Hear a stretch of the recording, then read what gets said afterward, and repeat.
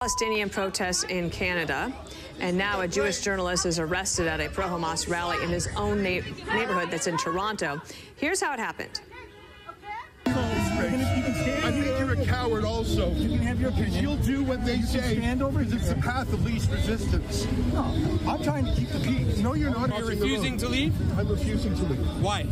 Because I'm a Jew, I'm a citizen, and I'm your boss. And I don't leave if you say Jews aren't Well, you know what? In the interest of keeping peace here and public safety, you're under arrest for breach of the peace. Take a minute. Good. Ezra Levant is the publisher of Rebel News. He joins us now.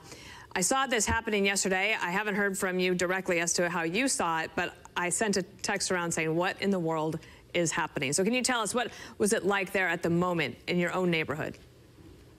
Sure, it was a residential neighborhood, so there's no Israeli consulate or any political target there. They were going after Jews. So the Hamas activists came right in the heart of this residential neighborhood. They actually set up some grotesque display, sort of reenacting Yahya Sinwar, that's the Hamas leader. So I wanted to take a photograph of it because I'm with a news outlet. I went there very low key, didn't actually talk to anyone, just went to take a picture.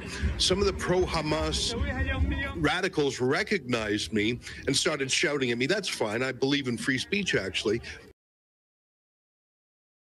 But the police came up to me and said, you have to leave the public sidewalk now.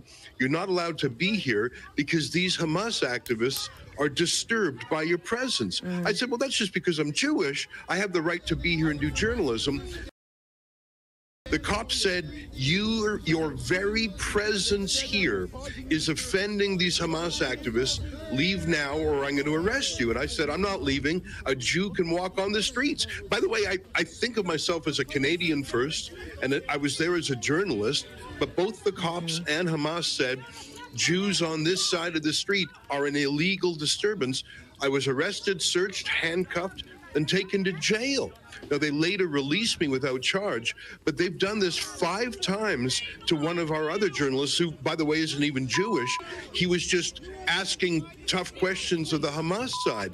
In Canada, the police take the path of least resistance, which is don't upset the Hamas mobs, crack down on anyone who points a camera at them or asks a tough question. I think Canada is going the way of some European countries. There is now a no-go zone if you're Jewish or a journalist.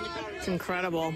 That picture we showed was they basically had a protester dressed as Yahya Sinwar, who perpetrated the October 7th massacres. Of course, he eventually was killed by the IDF. I want to read to you from Justin Trudeau. This is a tweet that he put out in 2022 about threats against female non-white journalists. He said, the pattern of harassment of journalists is incredibly alarming and completely unacceptable. This type of behavior has no place in our society. No journalist should ever be threatened for doing their job. And yet, you were. Yeah, I mean, our little company, Rebel News, our motto is telling the other side of the story, and we're conservative leaning. Our reporters have been arrested for covering transgender athletes punching girls in rugby games. We've been arrested for asking tough questions of the Deputy Prime Minister. And yesterday I was arrested for not even asking questions, just trying to take a photo of what the left would call a hate crime. Now, I'm a pretty free speech absolutist myself. So I'm not saying arrest Hamas activists for saying mean things. I think that there's other ways to deal with these Hamas activists if they commit crimes and they're foreign nationals, deport them, whatever. But it was my journalism. You saw the cop. He said, your standing here is a crime. And I don't recognize Canada. We've never been quite as free as America, but we've been pretty good. Under Justin Trudeau, that's slipping away from us. Yeah. Well, it's not just happening there in Canada, but